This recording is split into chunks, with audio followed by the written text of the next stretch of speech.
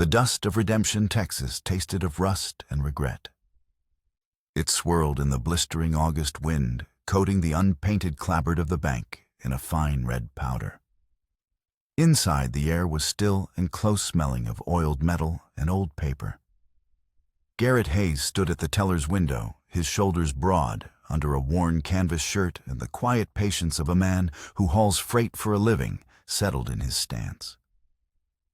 He was trading gold dust for coin, a simple transaction on a day that was anything but. The first crack of a gunshot shattered the afternoon stupor. Glass exploded from the front window, and the bank's placid quiet erupted into a cacophony of screams and splintering wood. 4 men stormed through the entrance bandanas, pulled high over their noses, pistols held with practiced menace. Garrett instinctively dropped into a crouch, his hand moving toward a hip that no longer carried a gun. He had given that life up years ago, trading the weight of a Colt for the steady heft of a freight ledger. The leader of the robbers moved with an unnerving calm.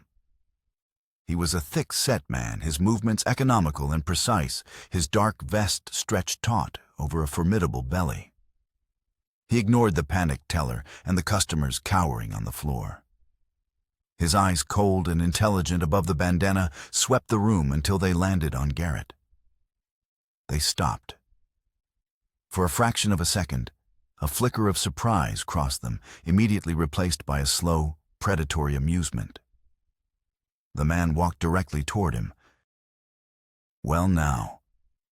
The voice was a low growl, gravelly and familiar enough to make the scar on Garrett's neck prickle with phantom pain. "Look what the wind blew in. Still trying to live an honest life, Hayes?" The man reached up and pulled down his bandana. The face was fuller, the beard shot through with gray, but it was unmistakably him. Morris Fletcher, the man who had given the order at Bear Creek, the man who had overseen Garrett's court-martial and mock execution, the man who haunted every one of his waking nightmares. "I didn't figure you for a bank robber, Fletcher." Garrett set his voice level despite the ice forming in his gut. "Thought you were still wearing a uniform." Fletcher's smile was a cruel gash in his beard. "A man's got to make a living. And this is more honest than taking orders from fools with a conscience." His eyes dropped from Garrett's face to the thin silver chain around his neck. "What's this, still carrying a torch for that pretty little wife of yours, Sarah, wasn't it?" Before Garrett could react, Fletcher's hand shot out his fingers, hooking the chain and yanking it free. The delicate silver links snapped. Garrett surged forward, a purely instinctual movement, but the barrel of a pistol from one of Fletcher's men pressed hard against his temple, stopping him cold. Fletcher held the silver locket in his palm, his thumb rubbing over the engraved initials. "Always wondered what a man like you had that a man like me didn't." With a flick of his thumbnail, he opened the clasp. Inside, the tiny hand-tinted portrait of Sarah Hayes stared up at him, her smile gentle, her eyes full of a light that had been extinguished long ago. "Pretty thing." Fletcher mused, his voice laced with a venomous contempt that went far beyond simple greed. "Wasted on a man who hesitates." He snapped the locket shut and slipped it into his vest pocket. "I'll consider this a down payment, for old time's sake." He turned away, leaving Garrett on his knees, unarmed and helpless. The rage that boiled up in Garrett's chest was not the cold, controlled anger that had fueled his 5-year search for evidence. This was something different. It was raw, white-hot, and deeply personal. Fletcher hadn't just stolen from a bank. He had desecrated a memory. He had taken the last tangible piece of a life that had been stolen from him once before. As Fletcher and his men backed out of the bank, their saddlebags heavy with currency, Fletcher paused in the shattered doorway. He looked back at Garrett, his eyes glinting with a malevolent triumph. "You see, Hayes," he called out, his voice carrying over the whimpers of the other customers. There are some debts that can't ever be paid in coin. Then he was gone, swallowed by the swirling red dust of the street. Garrett remained on the floor, the pressure of the gun barrel a lingering ghost against his skin. The shouts of the townsfolk when the arrival of a flustered sheriff. It was all distant noise. His world had narrowed to the empty space on his chest and the burning renewed certainty of his purpose. This was no longer just about justice for the dead at Bear Creek. This was a reckoning. The sun beat down on the wagon, the canvas cover doing little to ward off the relentless Arizona heat. Garrett Hayes kept the mule at a steady pace, his eyes scanning the horizon, his thoughts 1,000 miles away from the salt and horseshoes he was supposed to be hauling. 2 weeks had passed since the robbery and redemption, but the violation of it felt as fresh as a new wound. His hand went unconsciously to his chest, his fingers tracing the bare skin where the locket had rested for 10 years. Its absence was a physical ache, a constant reminder that triggered memories he fought daily to suppress. He saw Sarah, her face illuminated by candlelight, on the eve of his departure for the war, pressing the cool silver into his palm. "So you'll always find your way back to me," she had whispered. He saw the flash of Fletcher's cruel smile as he pocketed it, turning her love into a trophy of his contempt. And then came the other memories, the ones that always followed. The high, thin screams of women and children at Bear Creek. The smell of gun smoke and blood, mingling with the sweet scent of piñon pine. He had been a lieutenant then, second in command to Captain Morris Fletcher. They had been sent to negotiate, but Fletcher had other plans. They're harboring renegades. Fletcher had claimed his eyes fever bright, with an excitement that turned Garrett's stomach. "We have our orders. Cleanse the area. Hold your fire. They're unarmed." Garrett's own voice, a desperate roar against the first volley of shots. He'd seen them clearly, old men, women, children, a peaceful Hopi settlement that had made the mistake of existing on land someone else wanted. He had refused the order to fire, tried to stop his men. For his defiance, Fletcher had branded him a traitor, a sympathizer. They'd held a drumhead court-martial right there amid the bodies of the people he'd tried to save and sentenced him to hang. The rope had been old, the drop inexpert. It had broken, leaving him gasping in the dirt with a ring of fire around his neck. Colonel Warren, arriving too late with the real orders, had cut him down and sent him away, with a dishonorable discharge and a life sentence of guilt. By the time the sun climbed high, casting sharp, unforgiving shadows across the Badlands, Garrett guided his wagon into the squalid settlement of Crow's Landing. It wasn't a town so much as a collection of weathered buildings that clung to the side of a dry wash like a fungus. The trading post, a 2-story monstrosity of rough-hewn timber, was its heart. Men with faces burned dark by sun and whiskey lounged on its porch, their gazes as empty as the landscape around them. Garrett had followed a rumor from a prospector, that a man matching Fletcher's description was running a profitable, if unsavory, business out of this godforsaken outpost. He kept his head down as he secured the mule, the scar on his neck itching beneath his kerchief. In his satchel, the leather-bound journal pressed against his hip, its pages filled with 5 years of names, dates, and testimonies, a meticulous catalog of Fletcher's crimes. It was not yet enough. Not enough to convince a court. But it was all he had. He was halfway to the store's steps when a sound reached him, metal dragging across hard-packed earth, punctuated by the kind of coarse male laughter that always signaled cruelty. A crowd of 20 men, maybe more, had gathered in a loose, predatory circle near the livestock pens at the side of the building. Garrett knew he should walk away, deliver his freight, and keep his head down. But the same instinct that had earned him a rope at Bear Creek pulled him forward, an unwilling magnet drawn to injustice. He pushed through the outer edge of the crowd just enough to see. And then he saw her. She stood between two iron posts, thick chains binding her wrists to metal rings set in the wood. She was tall, her frame strong and broad-shouldered, her buckskin dress torn at the shoulder, revealing a raw, angry brand in the shape of a red X. Dust clung to the sweat on her skin, but her posture was unbowed. Her eyes were what stopped him, cold, dark, steady, and utterly unbroken. She did not beg or cower. She stared straight ahead, as if the men gawking at her were nothing more than insects. Standing on a wooden crate before her was Morris Fletcher. Ice slid down Garrett's spine.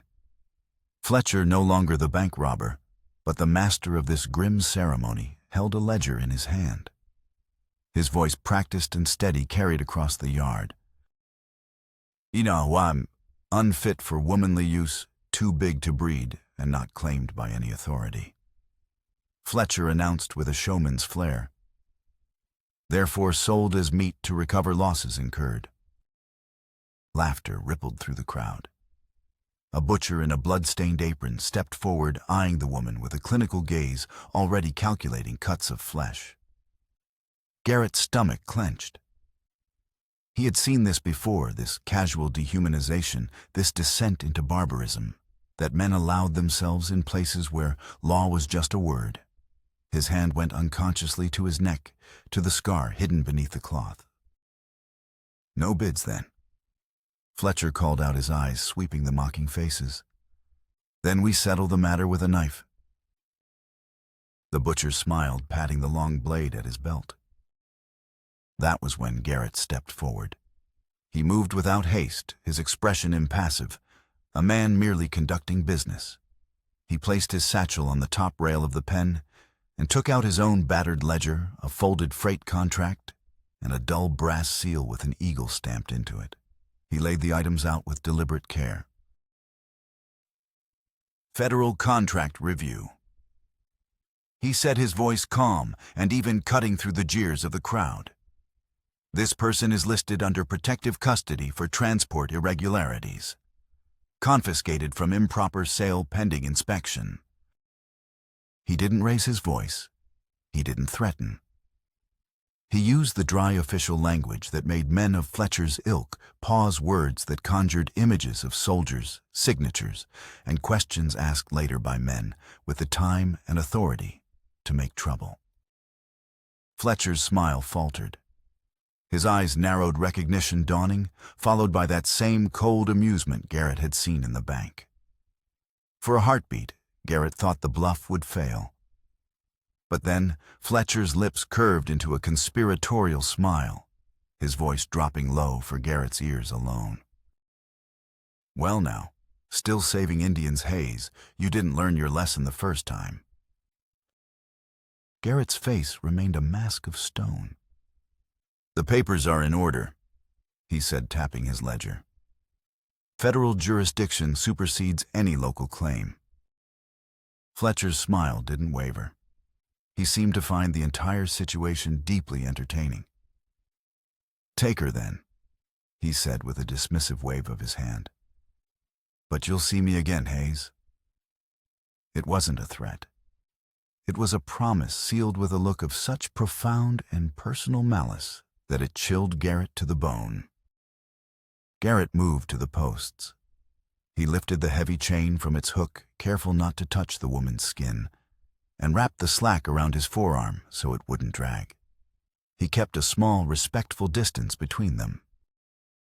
"The walk," he said, his tone the same he used for a mule he respected.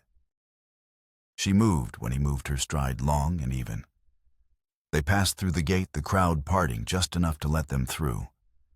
Someone spat. Boots scuffed in the dirt. The chain rattled once against a rail and then fell silent. They stopped beside his wagon. He turned to her, his gaze falling on the blistered brand on her shoulder. A hot, clean anger flared in his chest, but he kept it from his face. He nodded at the water barrel strapped to the side of the wagon. "Water," he said, his voice quiet. She watched his hands, his eyes searching for mockery for the trap that must surely be hidden in this strange act of deliverance. Finding none, she stepped to the barrel and drank from the dipper in long, steady pulls. She set it down without a clatter. She did not thank him. He did not expect it. Garrett untied the mule and climbed to the wagon's seat. He looked down at her. "I drive out now," he said. "You can walk beside the wagon. It's 8 miles to a cabin. It's better than here." She looked at the road stretching into the desolate landscape. She looked back at Fletcher, who now stood on the trading post porch, watching them with an unreadable expression. She looked at the butcher who had returned to his work, his knife now stained with fresh blood. She gave a single sharp nod. Single sharp. As the wheels began to turn, Garrett glanced at the woman walking beside him, her face set, her eyes forward. He had just made an enemy of Morris Fletcher all over again, and this time it was not over an order, but over a life. He felt the weight of that choice settle across his shoulders, familiar and heavy. He didn't regret it. The regret would have been in leaving her there. The journey to the cabin was a passage through a world of silence. The sun beat down, turning the air into a shimmering haze that distorted the distant mesas. The only sounds were the rhythmic squeak of the wagon wheels, the clop of the mule's hooves on the hard-packed earth, and the soft scuff of the woman's footsteps in the dust beside him. They did not speak. Words felt inadequate, intrusive. Her silence was a fortress built brick by brick from pain and betrayal. Garrett's was a habit born of years spent with his own ghosts for company. He watched her from the corner of his eye. She never faltered, never slowed her pace. Her stride was long and powerful, a testament to a strength that the chains and the auction block had failed to break. He kept the mule at a steady walk, matching his pace to hers.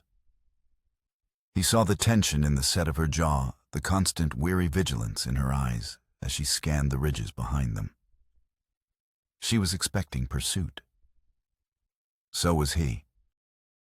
As dusk began to bleed purple and orange across the western sky, they turned off the main track and onto a narrow trail hidden behind a cluster of shale outcrops.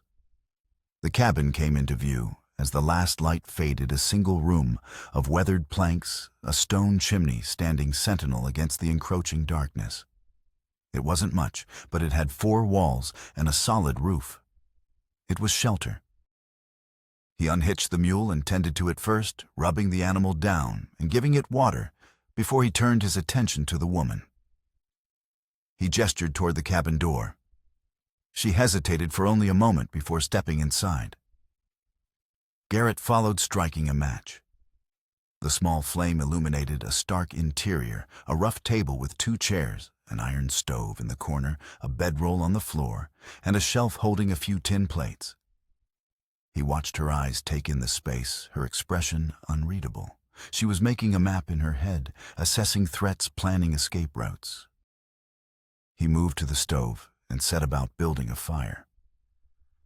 As the kindling caught and warmth began to push back the chill, he spoke his back to her. "There's food? Sit." It wasn't an order, just a statement of fact. She sat on the bench against the far wall, her hands resting on her knees, her posture as straight and rigid as a soldier at attention. He set a pot of beans and salt pork on the stove. While it simmered, he filled a tin basin with warm water from the kettle and placed it on the table with a clean cloth. He nodded toward her shoulder. "That burn needs cleaning."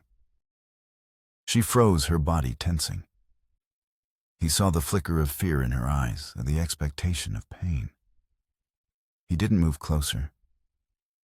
"Do it yourself if you'd rather," he said, turning his attention back to the stove.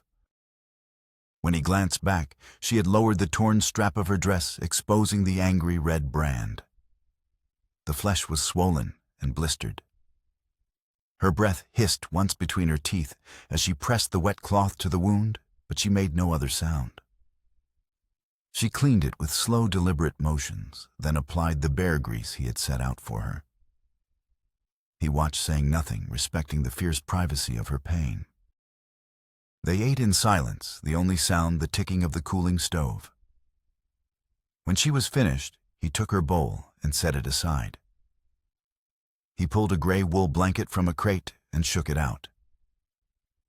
"Fire will keep the room warm," he said, pointing to the corner by the hearth. "You can sleep there." He laid his own bedroll by the door, his back to the wall, his boots placed where he could reach them quickly. She watched him, her dark eyes tracking his every move. Then her shoulders seemed to ease by a fraction. She spread the blanket near the stove and lay down, her breathing slowly deepening, though her eyes remained open, fixed on the red glow of the embers. Lying on his bedroll, Garrett stared at the rough-hewn ceiling boards. Fletcher's promise echoed in his mind. "You'll see me again." This wasn't over. Fletcher hadn't let him go out of charity. He had let him go because he was enjoying the game. He was a cat playing with a mouse, and Garrett knew with a certainty that chilled him that the cat would soon tire of the game and come for the kill. Across the room, the woman lay still, her thoughts a swift, dark river. She had expected cruelty tonight, or worse. Instead, there had been warm food, clean water, and a man who had not laid a hand on her. This quiet respect was more unsettling than violence. Violence she understood. Kindness felt like a trap. She listened to the man's steady breathing, waiting for the demand that she knew must come. But the night wore on, and the only sounds were the wind whispering through the canyon and the slow, rhythmic beat of two hearts in a silent room. The days that followed fell into a quiet rhythm, a language of shared work spoken without words. Garrett rose before dawn, tending to the mule and the small vegetable patch he cultivated behind the cabin. The woman, he still didn't know her name, would already be up the stove. Stoked, the air filled with the scent of coffee. She moved with an economy of motion, wasting nothing her hands, as skilled at mending a tear in a canvas sack as they were at splitting kindling. He never gave her orders. He simply began a task, and she would find a way to help, her intelligence and competence evident in everything she did. They repaired the sagging roof of the lean-to, patched the water barrel, and reinforced the cabin's shutters in preparation for the coming winter. The silence between them was no longer tense or wary. It became a comfortable space, filled with the sounds of hammer saws and the steady work of two people building a fragile sanctuary against a harsh world. He learned about her in small, unspoken ways. He learned that she was not afraid of snakes, that she knew which wild plants were edible and which were poison, and that when she thought he wasn't looking, her gaze would drift to the distant mesas, a profound and sorrowful longing in her eyes. One night, a week after her arrival, he returned from checking his trap line to find her sitting at the table, his leather journal open before her. His body tensed, the instinct to protect his secrets rising in him. But he held his tongue, setting the rabbits he had caught on the small counter. "Found my writing," he said, his voice carefully neutral. She didn't startle or apologize. She simply looked up, her gaze as direct and unflinching as it had been on the auction block. And then she spoke, her voice clear and her English perfect, without the slightest trace of an accent. "Lieutenant Morris Fletcher," she said, tapping a page with her finger. 23 dead at Bear Creek. No weapons found among the dead. You write of his crimes." The shock of hearing her speak, and so fluently, left Garrett momentarily speechless. It was followed by the dawning realization that she had understood everything from the very beginning. Every word spoken at the auction, every mumbled curse on the journey to the cabin. "You know him," he said, the words a statement, not a question. "I know him." She confirmed, her voice cold with a certainty that matched his own. "He is the man who led the attack on our peace delegation 3 moons ago. My father was among those killed." She closed the journal gently. You are not the only one who seeks justice against this man, Garrett Hayes. He sank into the chair opposite her, the pieces of the puzzle falling into place with a sickening thud. You kept your English hidden. Men say more when they believe you do not understand. She replied simply. I learned it at the mission school and later at a university in the East. I am Hopi. My name is Aote. Pathkeeper. Garrett murmured, remembering the words Fletcher had used. He said you were a pathkeeper. Aote touched the red X burned into her shoulder. This is Tua, the mark of the pathkeeper. Among my people, I am the one who knows the hidden trails, the sacred ways to the springs and the high places. Her eyes held his, and in their depths, he saw not just pain, but the immense weight of her responsibility. Fletcher learned of this. He seeks the gold that lies hidden in our sacred mountains. He thought to break me to force the location from me. When I would not speak, he sold me for meat, thinking to shatter my spirit. Garrett leaned back, the full scope of Fletcher's depravity finally clear. This was never just about a random act of cruelty. It was a calculated plan to acquire a key that would unlock the wealth of a nation. Our paths are now one, Garrett Hayes. Aote said, her hand resting on the cover of his journal. We both have a debt to collect from Morris Fletcher. A new understanding passed between them, an alliance forged not just in shared survival, but in a shared quest. The silence that followed was different. It was the quiet of two soldiers before a battle, a stillness filled with planning purpose and the grim acceptance of the fight to come. The first sign of trouble came not with the thunder of hooves, but with a subtle shift in the wind, a scent of wood smoke where there should be none, a flicker of movement on a distant ridge that was too deliberate to be an animal. Garrett felt it in his bones, the old soldier's instinct that had kept him alive through the war. They were being watched. He said nothing to Aote, but she saw it in the way he began to clean his rifle with a meticulous care he hadn't shown before, in the way his gaze lingered on the horizon, in the casual placement of an axe near the cabin door. She too had felt the change. Her people had taught her to read the land, and the land was telling her that they were no longer alone. The attack came at dusk, without warning. They were inside, the smell of rabbit stew filling the small cabin, when the first shot rang out, splintering the wood of the doorframe inches from Garrett's head. He reacted instantly, shoving the table against the door and pushing Aote toward the floor. Stay down, he yelled, grabbing his rifle. Another shot shattered the single window, sending a shower of glass across the floorboards. Outside, he could hear the sound of horses and the low murmur of men's voices. He peered through a crack in the wall. 5 riders' silhouettes against the dying light had taken up positions behind the rocks that dotted the clearing. Fletcher was not among them, but Garrett recognized the man with the scarred face from the auction. Hayes, the man shouted. Fletcher wants the woman. Send her out and we'll let you live. Go to hell, Garrett yelled back, firing a single shot over their heads. The response was a volley of gunfire that tore through the thin plank walls of the cabin. Wood splintered and a tin plate clattered from its shelf. Garrett and Aote pressed themselves against the floor, the air thick with the smell of gunpowder and fear. We can't stay here, Garrett said, his mind racing. They'll set it on fire. Aote crawled toward him, her face grim but resolute.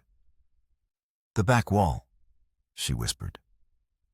The floorboards near the stove are loose. He had noticed it himself, a section of the floor he'd meant to repair. It was their only chance. While Garrett laid down covering fire, drawing the attacker's attention to the front of the cabin, Aote worked at the floorboards with the tip of a hunting knife. The wood groaned in protest, but finally gave way, revealing a small crawlspace beneath the cabin. It was a desperate gamble. The crawl space offered little protection, but it led to the back of the cabin, which was pressed against a steep, rocky embankment. If they could get out, they might be able to scramble up the rocks and into the darkness of the surrounding canyon. They moved quickly, slipping through the opening and into the cramped, musty space below. Above them, they could hear the heavy thud of boots on the cabin floor as the men stormed inside. "They're gone," one of the men shouted. "Find them." Another voice roared, a voice that Garrett recognized with a jolt. Fletcher. He had been there all along, waiting, watching. A new, more chilling sound reached them. Fletcher's voice raised not in command, but in a paroxysm of rage directed squarely at Garrett, though he could not be seen. "You think you can hide from me, Hayes? After what you did, after you let them die, you and your cursed hesitation. You took my family from me. You think I'll let you have another?" The words made no sense. Family. What family? Garrett's mind reeled with confusion. This was more than just greed for gold, more than the old grudge from Bear Creek. This was something deeply personal, a vendetta fueled by a rage so profound it bordered on madness. They crawled on their bellies through the dirt and spiders emerging from under the back of the cabin into the cool night air. The embankment was steep and treacherous, littered with loose scree. Above them, they could hear Fletcher's men crashing through the undergrowth, their lanterns casting wild dancing shadows. They scrambled up the rocks, their hands raw, their lungs burning. Aota moved with a surprising agility, her knowledge of the terrain giving her an advantage. She found handholds and footholds that Garrett would have missed, guiding him upward in the darkness. At the top of the embankment, they paused, catching their breath in the shadow of a massive boulder. Below the cabin was a beacon of light from the darkness. Lanterns moving inside and out as Fletcher's men ransacked the small dwelling. Fletcher stood in the clearing, his large frame outlined against the light from the open cabin door. He stared up into the darkness of the canyon, his face a mask of thwarted fury. "You can't run forever, Hayes." He bellowed, his voice echoing off the canyon walls. "I will find you, I will hunt you down, and I will take from you everything you hold dear, just as you took from me." Garrett and Aota slipped away into the night, the madman's promise chasing them into the shadows. The cabin, their small sanctuary, was lost to them, but they were alive. And as they moved deeper into the protective darkness of the canyon, a new terrifying certainty settled in Garrett's heart. This was not a fight for gold or for justice. This was a fight for his very soul against a man whose hatred was as vast and as inexplicable as the wilderness that now surrounded them. They spent the night huddled in a shallow cave, the cold seeping into their bones.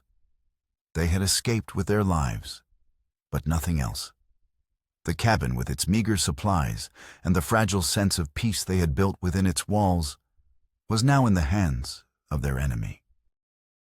In the gray light of dawn, then they looked at each other, the reality of their situation stark and unforgiving. They were fugitives in their own land, hunted by a man whose motives were a twisted enigma. His words, Garrett said, breaking the long silence. He spoke of family, of me taking something from him. Aote's gaze was steady. The words of a madman. He seeks to unbalance you, to fill your mind with doubt. Perhaps, Garrett conceded, though a sliver of uncertainty remained. The rage in Fletcher's voice had been too raw, too genuine to be mere theatrics. They spent the next few days moving through the canyons, Aote's knowledge of the land their only guide. She led them to hidden springs, to patches of edible roots, to sheltered overhangs where they could rest without fear of being seen from above. A new dynamic formed between them. In the cabin, he had been the provider, the protector. Here, in the heart of the wilderness, she was the leader, the teacher. Her strength, her resilience, her profound connection to the land humbled him. Their bond forged in the crucible of the attack deepened. They were no longer just allies. They were partners, each reliant on the other for survival. The walls of silence they had maintained for so long crumbled away, replaced by conversations whispered over small, smokeless fires. It was during one of these quiet moments, as they shared a meal of roasted cactus and wild onions, that Aote fell silent, her hand moving to rest on her belly. A strange, unreadable expression crossed her face. "Aote," Garrett asked, a knot of concern tightening in his chest. "Are you all right?" She met his gaze, her eyes dark and serious. "There is something I must tell you, Garrett. Something I have hidden since before the chains." She took a deep breath. "I am with child." The words hung in the air between them, as stunning and as unexpected as a flash flood in a dry wash. A child. Garrett's mind struggled to process the information. A child conceived before her capture, the last legacy of a life that had been brutally interrupted. "He was my beloved," she said softly, her voice filled with a sorrow that was both fresh and ancient. "A warrior and a scholar. He was killed in Fletcher's raid on our delegation. This child is all that remains of him." Garrett looked at her, at this woman of impossible strength, who had endured capture, torture, and the constant threat of death, all while carrying a new life within her. His admiration for her, already immense, deepened into something akin to awe. He reached out his hand, covering hers where it rested on her stomach. "This changes nothing," he said, his voice thick with an emotion he couldn't name. "Except that now, there are two of you I have to protect." A flicker of relief, so profound it was almost painful, crossed her face. She had expected him to see her as a burden, a liability. Instead, he saw her as a responsibility he was willing and honored to accept. It was in that moment that Aote realized something else. For days, she had felt it, a sense of being watched, but not by enemies. A rustle in the brush that was too quiet for Fletcher's men, a hawk circling in a pattern that was not natural. She had dismissed it as nerves, as the phantom feelings of a hunted animal. But now she understood. "We are not alone," she said, her gaze sweeping the high canyon walls that surrounded them.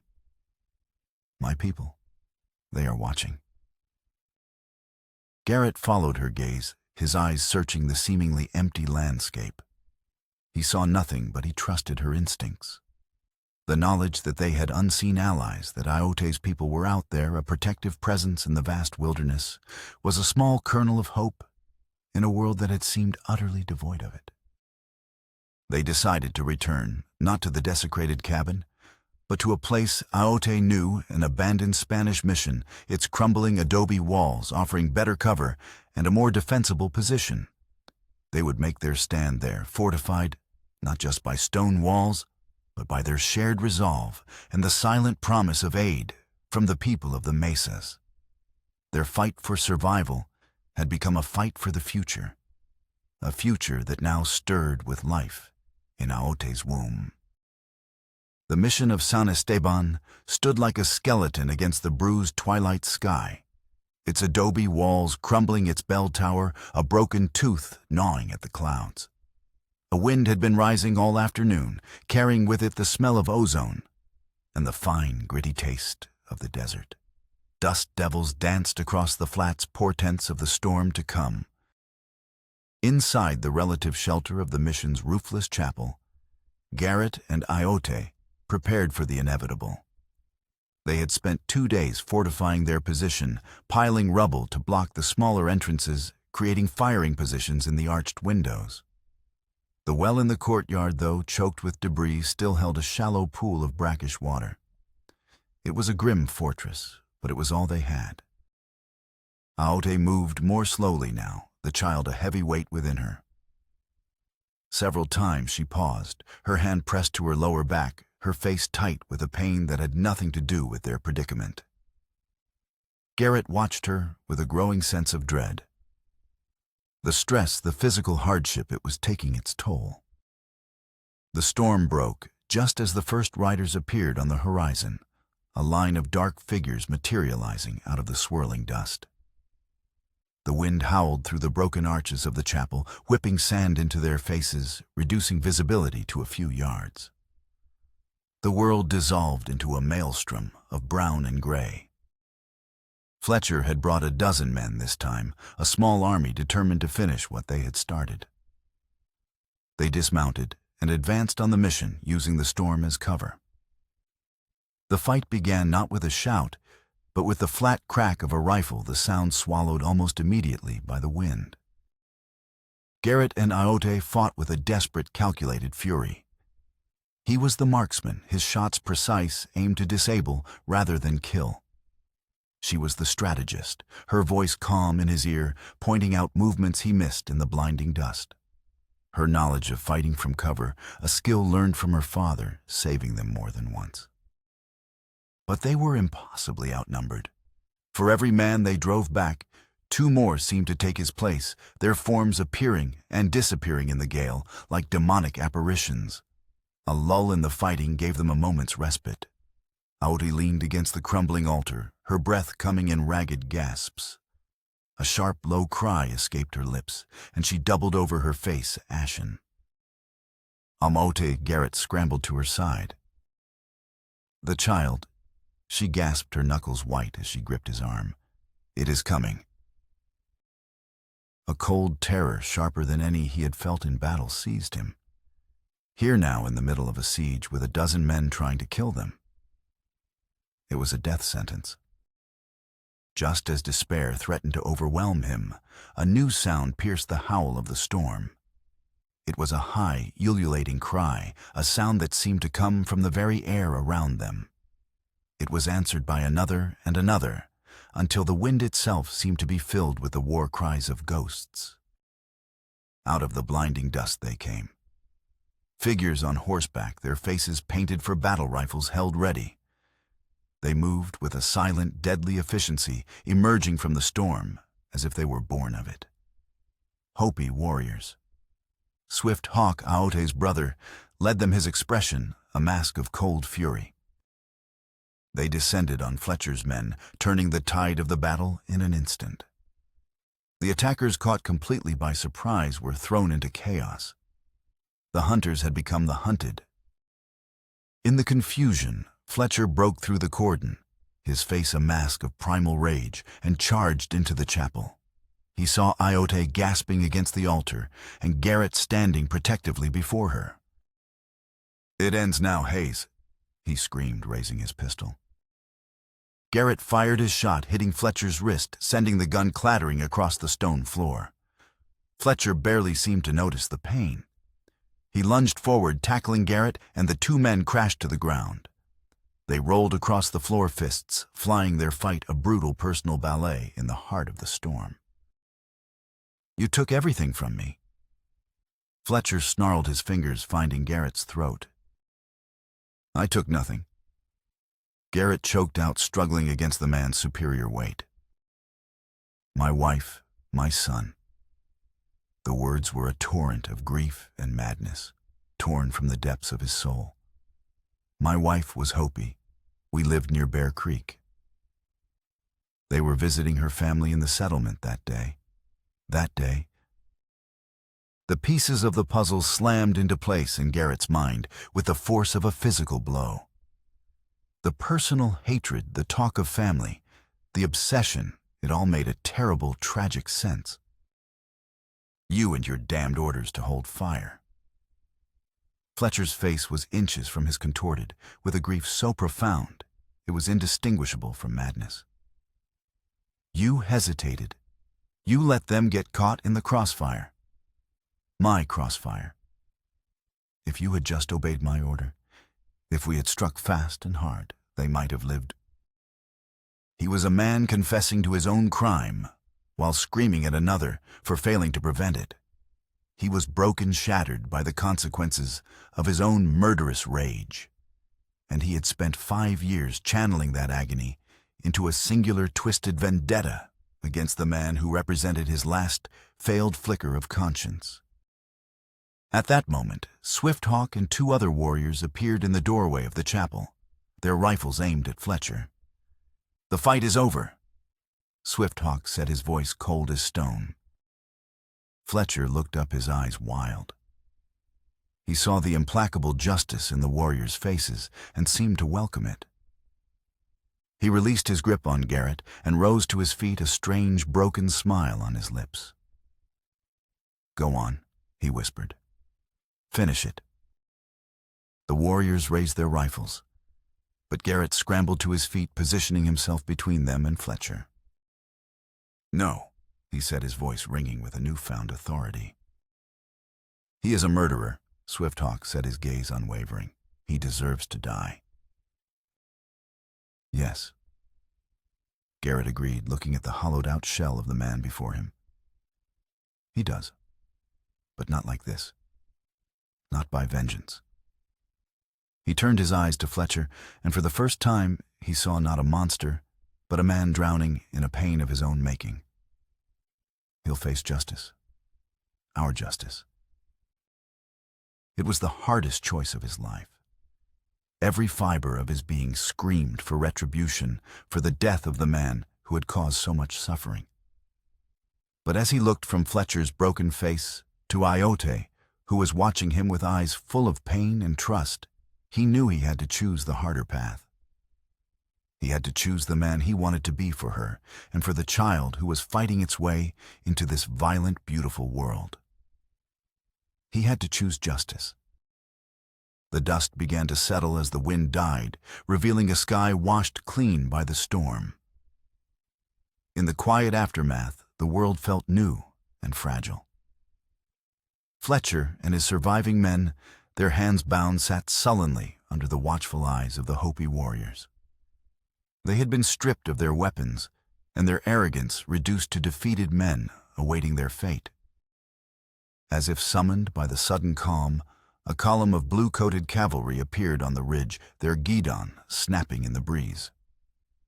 Colonel Warren rode at their head, his face grim as he surveyed the scene. He had been alerted by a Hopi runner sent by Swifthawk hours before the attack.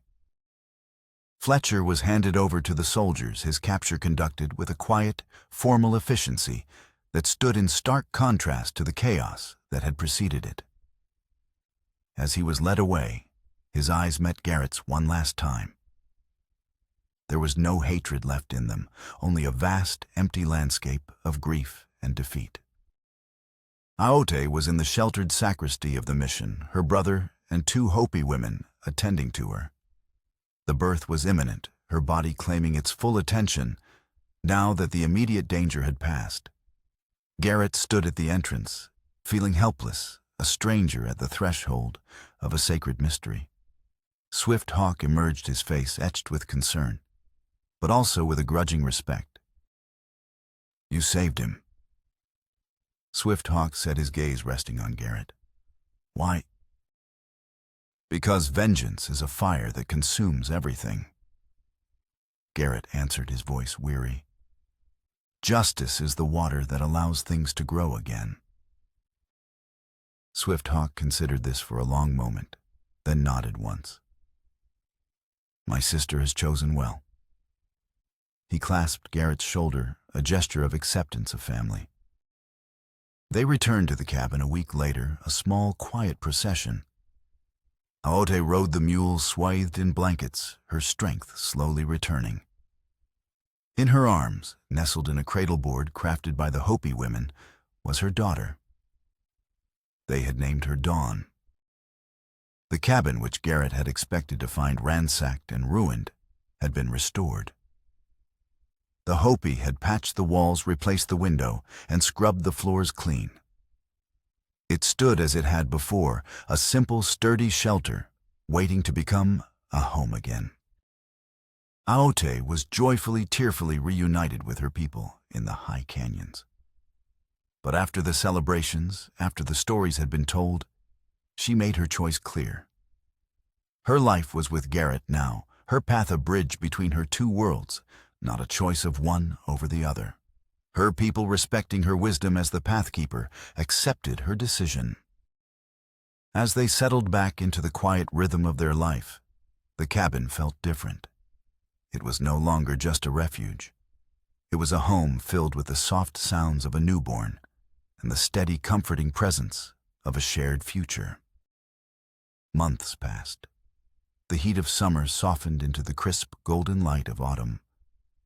Dawn grew strong and alert, her dark eyes following her mother's movements, her tiny hands gripping her father's finger with a fierce determination.